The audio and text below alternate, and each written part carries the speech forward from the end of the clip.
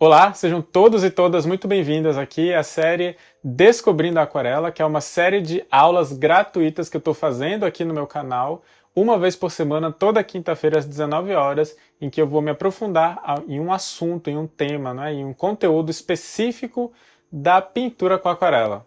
E o objetivo aqui é que você realmente aprenda um aspecto ali fundamental, um fundamento, né, uma base da pintura com aquarela, da técnica da pintura, do processo da pintura com aquarela e do desenho de uma forma geral também, né, para você utilizar como base, como estrutura para sua pintura com aquarela. Mas é claro que também não é exatamente um programa, né, estruturado, super estruturado assim, né, não é um curso, é realmente uma série de aulas que eu vou aproveitando minha própria experimentação, né, próprios estudos que eu tenho feito com aquarela, algumas coisas que eu quero revisar, que eu quero me aprimorar, e aí eu faço uma aula que eu me aprofundo nesse tópico e explico ali bem detalhadamente aquele assunto, aquele tópico específico, aqui nessas aulas toda quinta às 19h30. E nessa aula de hoje eu vou falar um pouquinho sobre processos de pintura diferente. Muitas vezes podem ser confundidas com técnicas de pintura, né? É um tipo de técnica de pintura, mas são sobre técnicas mais estruturantes, mais fundamentais ali do seu próprio processo de pintura. Como é que você aborda, como é que você começa a fazer uma pintura, né? E evolui dela ali camada após camada. E eu vou fazer isso falando um pouquinho desse tipo de processo com pintura com aquarela, comparando a aquarela com as técnicas opacas, como por exemplo a gouache, que é o que eu vou utilizar aqui como base para mostrar esse exemplo. Eu particularmente gosto muito mais e tenho muito mais prática, muito mais experiência com aquarela do que com gouache. Gouache eu experimentei muito pouquinho, mas realmente para poder testar, para experimentar ali, para sentir um pouco do material, mas ela tem algumas características no seu processo de pintura, na sua forma de abordar a pintura, bem diferentes da aquarela.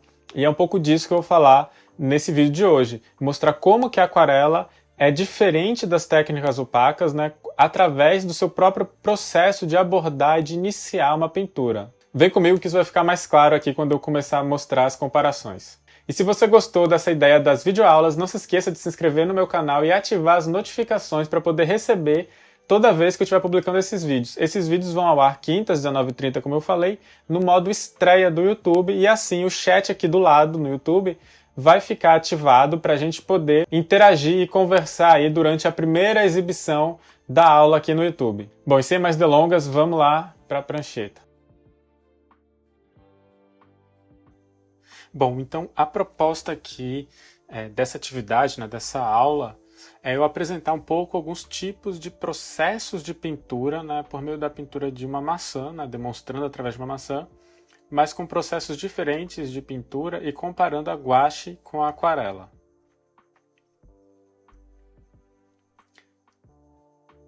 E em especial eu vou destacando, né, o que tem de diferencial nesses tipos de processos, né, mais especificamente inclusive como que a gente começa uma pintura, né, nesses três tipos de abordagem, com três tipos de abordagens diferentes, né, a gente começar a pintar uma figura específica, né, e o que isso tem, e o que tem de diferente entre essas três em relação à gouache com a aquarela.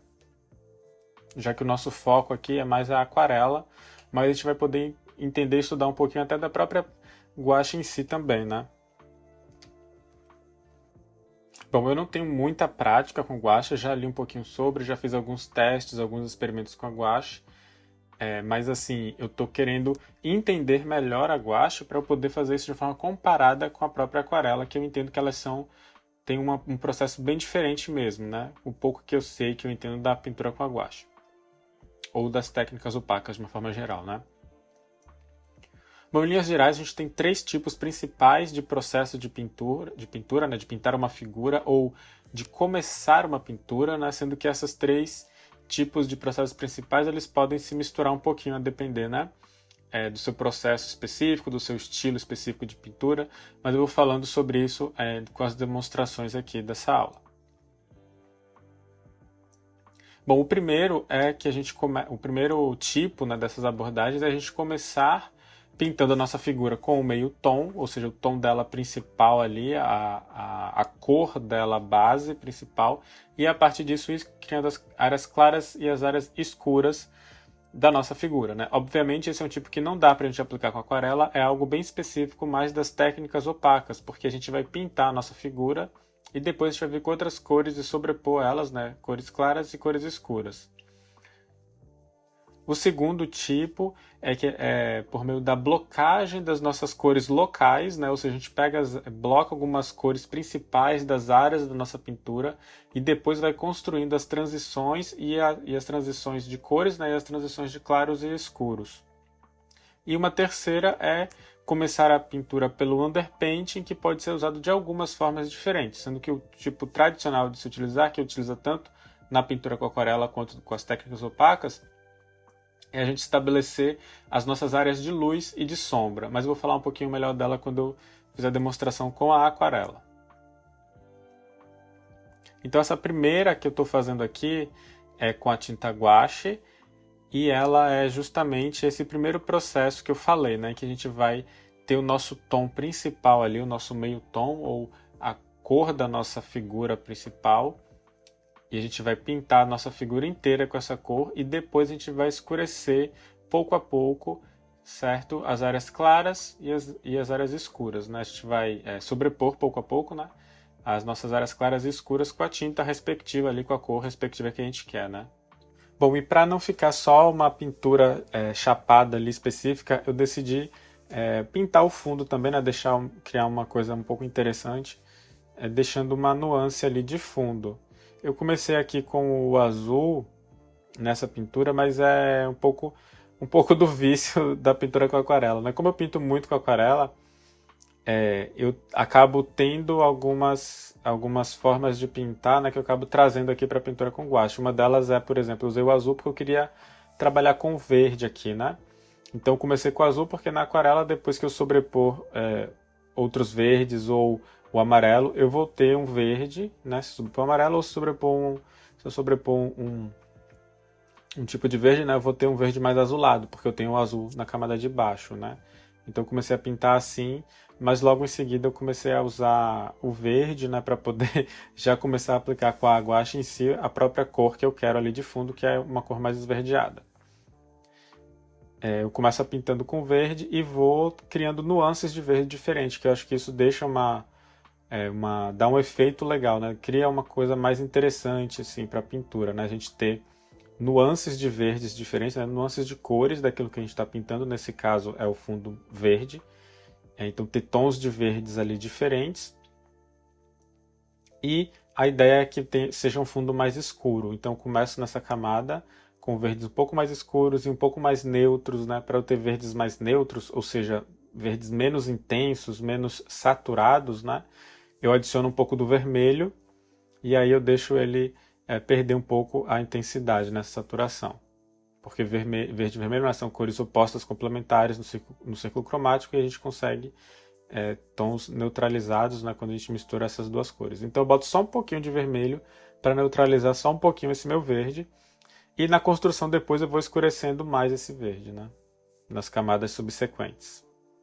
Além disso, né, não só a variação de verdes, mas a variação de pinceladas também, né? Deixar algumas marcas de pinceladas ali em direções diferentes para criar umas texturas, uma coisa um pouco mais um pouco bagunçadinha, mas não definida também no fundo, né? Para poder deixar ele desfocado e trazer o foco de atenção para minha maçã. Eu escolhi verde aqui porque, como eu falei, né, verde e vermelho são cores opostas e complementares no círculo cromático. E por isso, quando a gente mistura elas, a gente obtém tons neutros, mas também, além disso, é uma combinação para a gente criar mais contraste, né? Quando a gente coloca cores opostas no círculo cromático, né? Quando a gente pinta uma figura, faz uma pintura, né?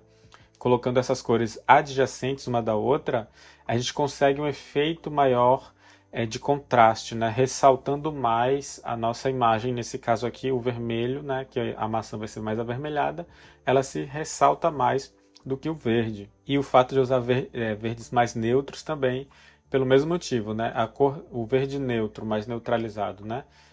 Permite que eu simule um verde mais natural, né? Um pouco mais real ali, que a gente encontra no nosso mundo observado real. Mas além disso, ele também permite que eu tire um pouco a atenção, né? Como é uma cor menos saturada no fundo, mais escura, menos saturada e esverdeada, tudo isso contribui para eu ressaltar mais a minha figura principal, que é a minha maçã, né? Bom, aqui então, como eu falei,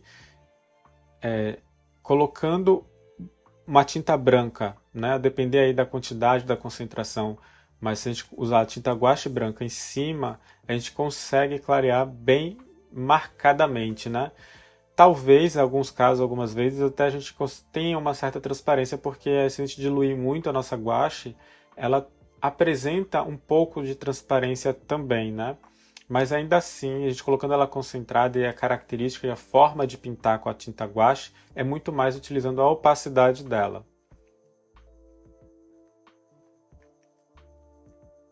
Então, nesse processo de pintura, como eu falei, eu tenho a minha cor principal ali, que é o vermelho da maçã, e agora eu estou criando ali o meu foco de luz, colocando o branco e colocando o branco misturado com o vermelho também, né? E como vocês podem ver, se eu quiser cancelar alguma área branca que eu coloquei, é só eu pintar de novo por cima com o vermelho, porque a tinta guache permite isso, né? Diferente da tinta aquarela. A tinta aquarela não é possível fazer esse tipo de pintura, né? A gente não consegue sobrepor uma cor clara em cima de uma cor escura, né? De uma cor que já foi posta ali por causa da transparência, né? A gente vai sobrepor, mas não vai esconder muito a cor de baixo, né? Ela vai sobrepor ali e vai misturar por meio da transparência. Na tinta guache, pouco a pouco, quando a gente avança na pintura, bom, pelo menos no tipo de processo que eu gosto de abordar com a tinta guache, né, a gente começa com camadas mais finas, né, com camadas mais diluídas de água, ou seja, um pouco mais transparentes, e aí a cada camada a gente vai tendo a tinta um pouco mais concentrada, né? Esse é um cuidado que eu tenho que ter, né, especialmente porque eu pinto muito com aquarela, então fica para eu poder pintar com a guache, né, eu tenho que tomar muito cuidado com a diluição, porque com a aquarela eu estou diluindo bastante a tinta com a água, né? Eu deixo a tinta ali bem mais líquida, mesmo a tinta mais concentrada, ela está relativamente bem líquida ali, mesmo a tinta cremosa, né, é uma tinta cremosa mais líquida ali. E na guache a gente vai ter uma tinta muito que precisa estar, né, em certos momentos da pintura, principalmente nas camadas mais avançadas, né?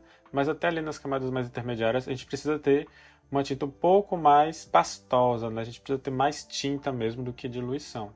A diluição é mais para poder misturar ali, né, ativar a tinta e tal. E ela precisa estar muito mais cremosa, né, muito mais pastosa do que com a aquarela. E esse é um cuidado que eu tive que ter bastante ao longo dessas pinturas com guache, porque eu estou muito acostumado a utilizar bastante água na diluição da minha tinta, né? Por causa da aquarela. Bom, e aí eu preciso criar, né, não só a luz, mas também meus efeitos de sombra, então eu começo a marcar um pouquinho com algum outro tom de vermelho, para eu poder definir ali onde vai estar minhas áreas mais escuras. Inicialmente ali eu estou marcando um pouquinho mais com um outro vermelho e também criar nuances e variações de vermelhos ao longo da maçã, né? Então, assim, alguns cuidados que a gente precisa ter, que é interessante em toda a pintura, né? Ter as nossas marcações de luz e de sombra, criar o efeito de volume da luz e da sombra, né? Perpassando pelo nosso objeto, pela nossa figura, para criar a volumetria dele, né? Através dessa variação de luz e sombra. Mas também ter variações de cor, né? Nuances de cores ali. E nesse caso de uma maçã que é vermelho, é bom eu ter vermelhos, diferentes tipos de vermelhos, né? Vermelhos mais quentes, né? Mais alaranjados, e vermelhos um pouco mais frios, né? Um pouco mais pro magenta, que é a minha cor primária aí que eu estou usando nessa paleta de cor. Então eu crio essas nuances de vermelhos e também as minhas marcações de sombra. Como o meu foco de luz está na esquerda, né, como se a luz estivesse vindo dali, então meu foco de luz principal está ali e a minha sombra, portanto, vai estar mais na direita. Tem um pedaço da maçã ali mais à direita que a luz não vai alcançar muito e por isso ela vai ser mais escura naquela área. Então eu preciso ter essa área de luz e também ali naquela reentrância no meio da maçã de onde sai aquela hastezinha, né, aquele caulezinho, também vou ter uma área de sombra bem intensa ali, bem forte, marcada ali. Então ao longo da construção eu também já começo a marcar um pouquinho essas áreas, né, definir um pouquinho onde vai ser mais escuro que outra, para depois eu vir com as cores mais escuras e definir isso. E nesse caso, na verdade, com a aquarela é possível fazer também, né? A gente vai poder, com a aquarela, escurecer mais nossas áreas. Então, quando a gente está pintando, por exemplo, aquele foco de luz, brilhozinho ali da maçã, com a aquarela não dá para pintar, mas com a aquarela a gente pode pintar as áreas escuras depois, né? Sobrepondo ali na nossa área escura, a gente aplicar no local específico da área escura, aplicar as cores, né, as tintas mais escuras. Mas lembrando que ela vai transparecer um pouquinho a cor de baixo. Então ela vai ter uma nuancezinha da cor que tiver aplicada embaixo.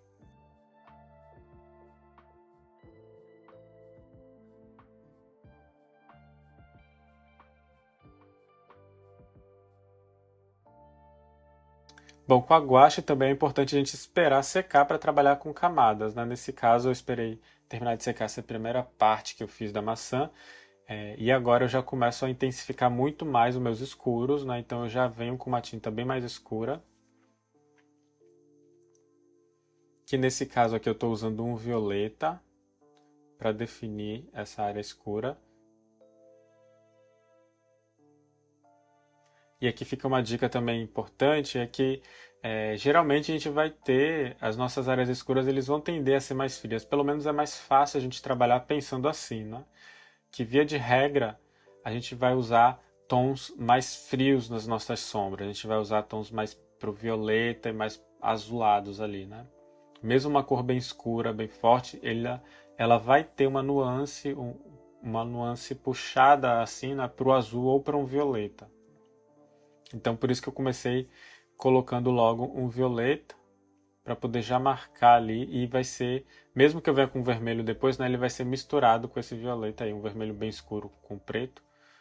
É interessante eu já deixar ela puxada um pouco para o violeta.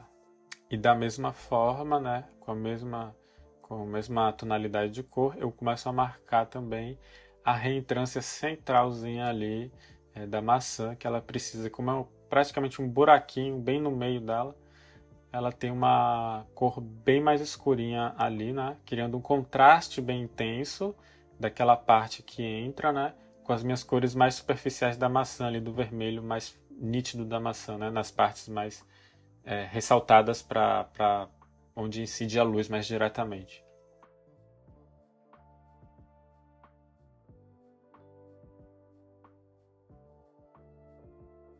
E aí, como eu falei, então, eu começo a puxar o tom escuro mais pro vermelho, né? Eu começo a misturar com esse violeta um vermelho, deixando uma espécie de vermelho bem escuro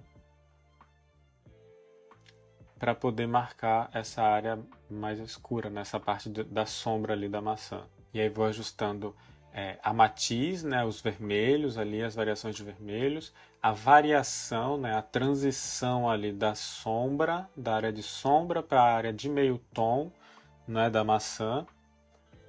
E também é importante, lembrando aqui, né, da luz refletida, certo? Aqui eu estou fazendo um fundo esverdeado mais abstrato, mas aí eu estou criando um efeito de luz refletida com um branco mesmo, para criar aquele efeito na área de sombra da maçã, né? Eu tenho uma leve areazinha um pouco mais clara, que é por causa dessa luz refletida, né? Como eu falei, inclusive na outra aula, né, que quando a gente tem os objetos nas superfícies que eles estão ali encontrados, né, a luz incide nas superfícies e reflete, né, de volta. A gente consegue enxergar as cores, os objetos, as formas, porque a luz incide nos nossos olhos, né, os objetos. E isso aqui até é um pouquinho de questão de física, né, mas é importante para a arte isso, né? A luz incide nas formas, nos objetos, e uma parte é absorvida e outra é refletida, né? O que é refletido é o que a gente observa. Então esse processo de reflexão da luz acontece em toda a superfície que está ao redor das nossas figuras, né? Das nossas formas ali, dos objetos em geral do mundo real, né? Então uma maçã em cima de uma mesa, por exemplo, a área de sombra vai receber um pouquinho da luz refletida da mesa que ela está em cima, né? E aí faz com que a sombra crie esse reflexo um pouco mais claro do que a sombra como um todo, né? Justamente criando essa pequena margenzinha no final da sombra, um pouco mais clara do que a sombra como um todo.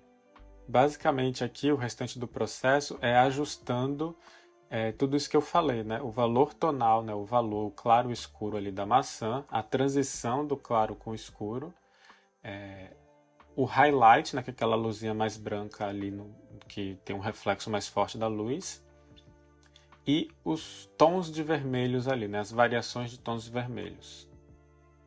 Bom, e aqui por fim, eu reforçando o fundo, né? Como eu falei, a ideia é fazer um fundo escuro, verde e um verde neutralizado, com pinceladas um pouco aleatórias, criando uma textura e uma variação ali das pinceladas, né? E também uma variação de verdes um pouquinho diferentes ali. Então eu fui até misturando o meu verde, conforme eu fui fazendo a pintura, eu ia criando ali o verde para poder criar um pouco, uma nuance de verdes diferentes também, né? Isso gera uma pintura mais interessante. Além disso, um verde um pouco mais neutro, né? Um verde um pouco mais morto ali. Não é um verde muito intenso, muito vibrante, para ele não competir ali com a maçã, se ele for muito vibrante e mais clarinho do que a maçã, né? Então tem que ser um verde mais morto ali, mais neutro. E um verde escuro, né? Tem que ser um verde mais escuro para também ajudar ali no contraste com a maçã. E com pinceladas aleatórias mesmo para deixar as marcas ali do pincel.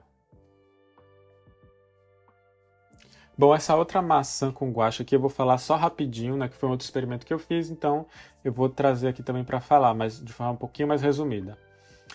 Nesse aqui eu fiz um processo do underpainting, né, mas de um jeito bem específico, né, primeiro. Porque assim, o underpainting, ele é nada mais do que a ideia do underpainting, né, a gente tem uma camada de base ali, uma camada de baixo, que na aquarela ele vai servir para poder refletir ali, né, para poder transparecer nas camadas superiores um pouco ali e capturar aquelas nuances ali de efeitos e de cores que tem nessa camada de underpainting, né. Então eu usei um pouco disso aqui na aquarela, utilizando uma camada de underpainting de amarelo mesmo. Chapei toda de amarelo, para depois vir com a minha guache, né, com a minha tinta opaca, por cima, sobrepondo as cores. E nas camadas finais, permitir que essa camada de baixo se sobreposse um pouquinho, né? Ou seja, deixando algumas camadas livres ali, alguns pedaços livres, para aparecer o amarelo da camada de baixo. Uma outra forma de utilizar o underpainting, mais clássico, inclusive nas técnicas opacas, é a gente fazer uma pintura da variação do claro e escuro na nossa pintura com uma cor única, uma cor mais neutra.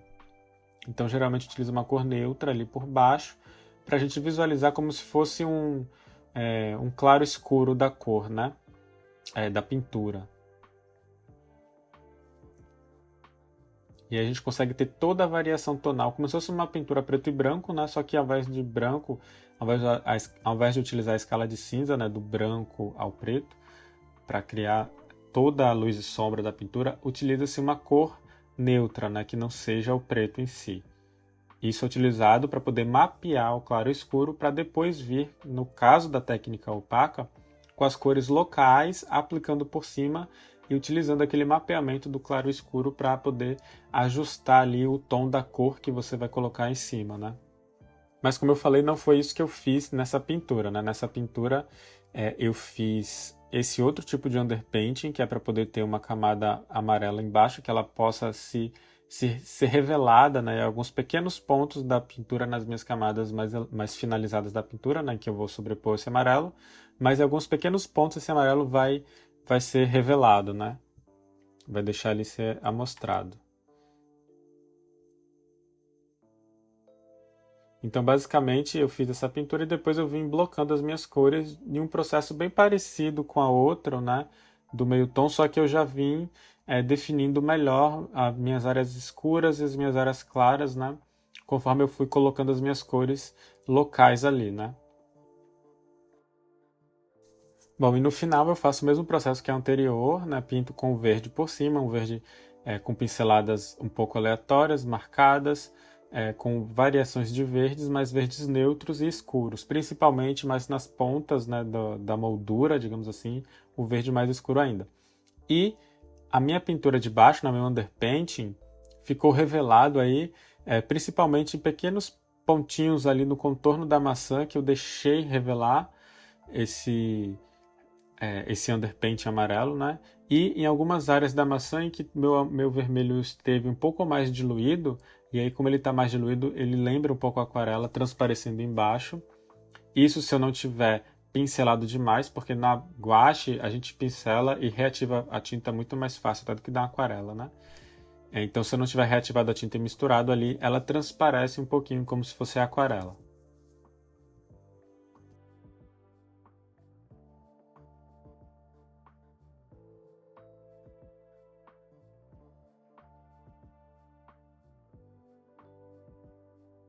Por fim, então, na nossa pintura com aquarela dessa maçã, eu vou utilizar também a técnica do underpainting, só que levando em consideração as características da aquarela, né? A outra forma de pintar com underpainting.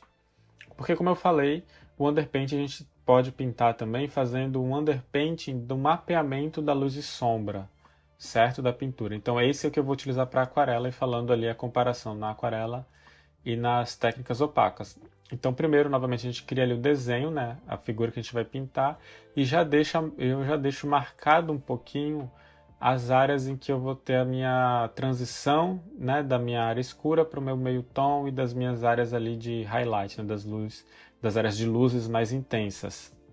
Bom, com o desenho pronto, então eu começo a minha pintura com aquarela fazendo o mapeamento da luz e sombra através do underpainting. Qual é o princípio aqui do underpainting com a aquarela, né?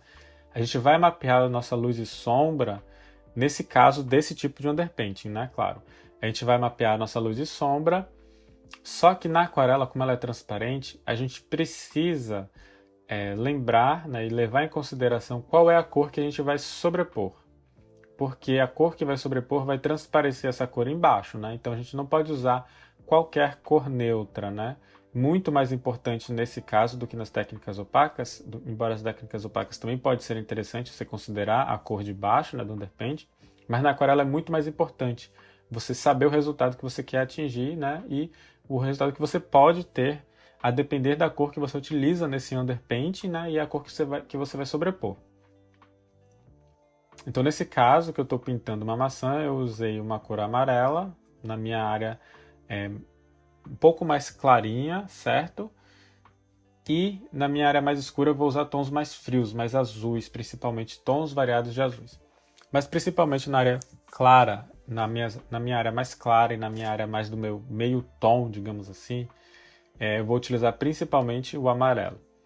E na aquarela, tomar cuidado com as áreas do highlight, né, da área de luz intensa, porque o meu branco na aquarela é o papel.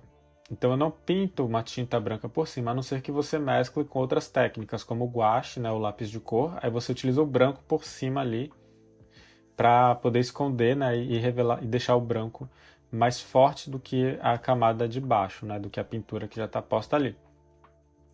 Então na aquarela, se você for utilizar somente aquarela, você precisa reservar a área que você quer que permaneça branco. Então, enquanto eu pinto com amarelo, que é a minha cor mais clara, que eu vou ter, o meu tom, eu preciso manter as minhas áreas que eu quero mais clara. E eu posso até deixar umas áreas um pouco maiores do que o que vai ser de branco em si, né? Como eu fiz aí. Eu deixei bastante áreas brancas ali, que vão ser as áreas mais claras possíveis, mas nas camadas subsequentes eu posso até reduzir elas, né? Então eu gosto de ser um pouco precavido e manter uma área mais ampla ali, mais clara, e depois eu vou cercando os pontos específicos ali que eu quero que fiquem realmente brancos. Então, como eu falei, nas áreas mais escuras eu já coloco cores diferentes, azuis e violetas. E por quê?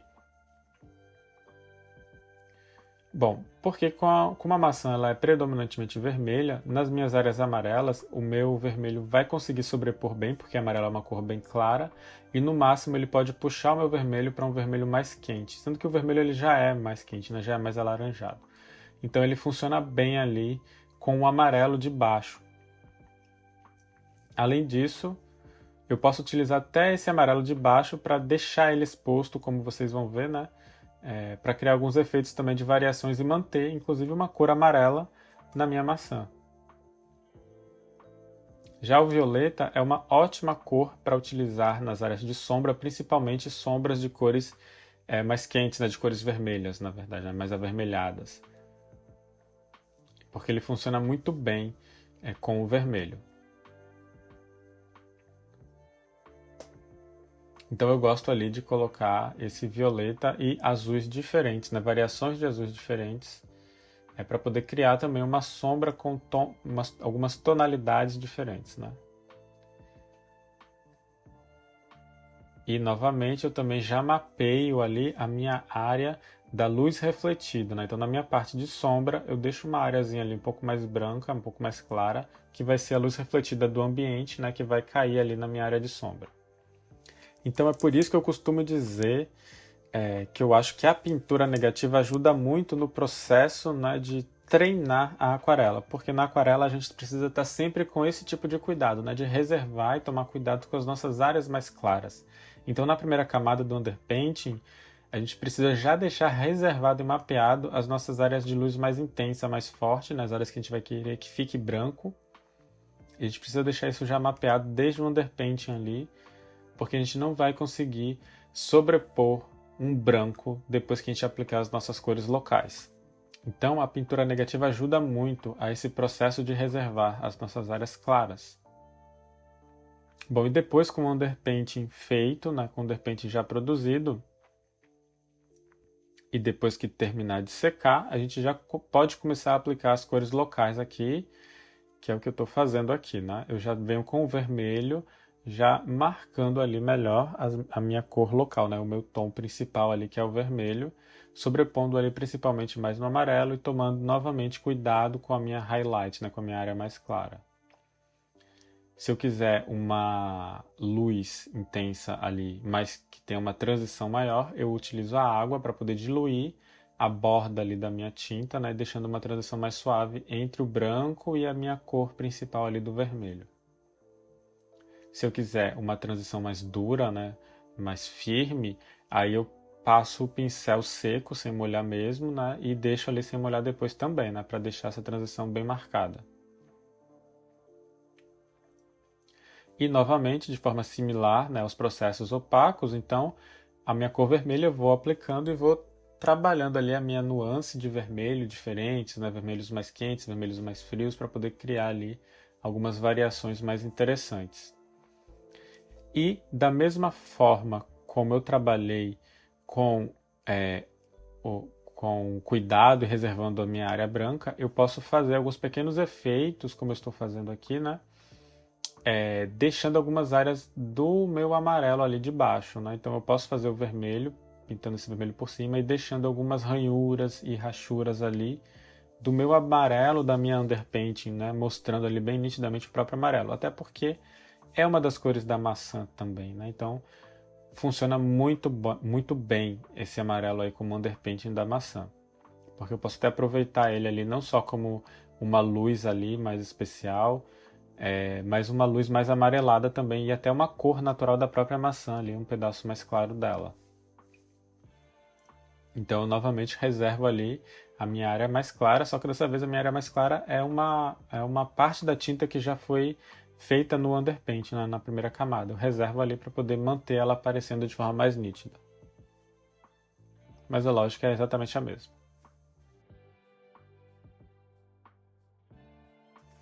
Bom, e aí eu continuo trabalhando, né, nas cores, nos tons vermelhos da maçã e em especial nas áreas escuras também, né? Na minha área de sombra da maçã eu aplico também um vermelho mais escuro, eu utilizo ali um vermelho mais escuro e até puxado um pouco ali para o violeta, mas utilizo isso para sobrepor com a área escura que eu mapeei na minha underpainting, né? Então a própria área escura ela já vai puxar um pouco para o azul e para o violeta ali da underpainting, né? Porque vai transparecer.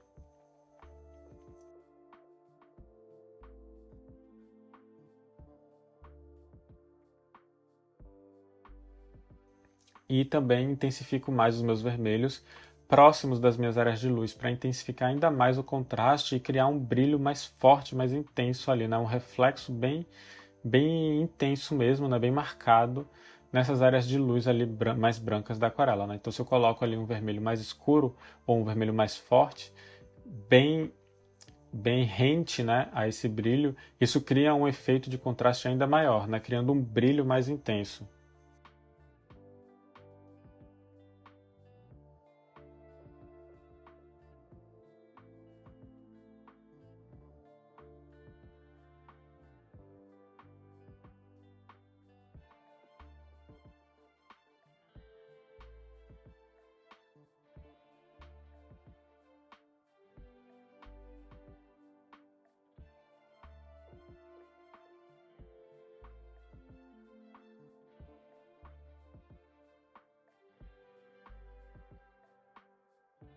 E novamente também, né, naquela reentrância central da maçã, eu preciso de uma cor bem escura e mais neutra também um pouquinho, para criar o contraste da profundidade do volume, né, que está tendo esse efeito ali como se fosse um buraquinho ali, que a luz não chega, então ali precisa ser uma área de sombra bem intensa também.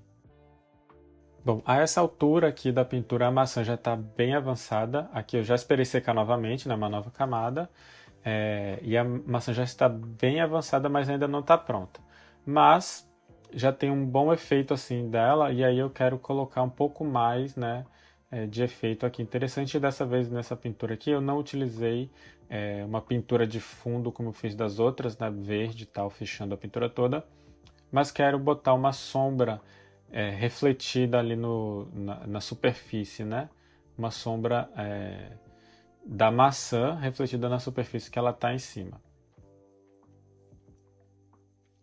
Para isso, então, eu marco ali com a minha tinta, que vai ser a sombra um pouco mais clarinha inicialmente, o meu azul índigo, e defino ali para a lateral, né, onde a luz não chega com muita intensidade, marcando uma sombrinha ali da maçã. Bom, a minha maçã ainda não está suficientemente vermelha para mim, principalmente nas áreas de sombra, e por isso eu volto ali nessas novas camadas, com a maçã já seca, né, a trabalhar justamente nessas áreas. Então eu utilizo ali vermelhos escuros e um pouco neutralizados, e também uns vermelhos um pouco mais puxados para o violeta, né, nessas áreas de sombra, criando esses dois tipos de tons escuros ali na minha sombra, para criar essa variação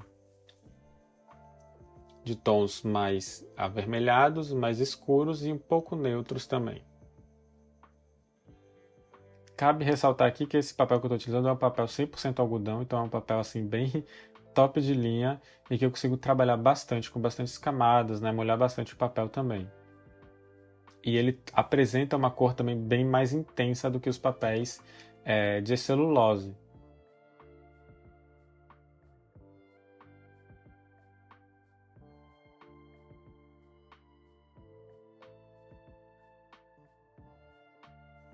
Bom, essa última camada foi mais um toque final mesmo, só para poder realçar melhor meus vermelhos, principalmente na sombra, e pequenos ajustes e detalhes finais ali para finalizar.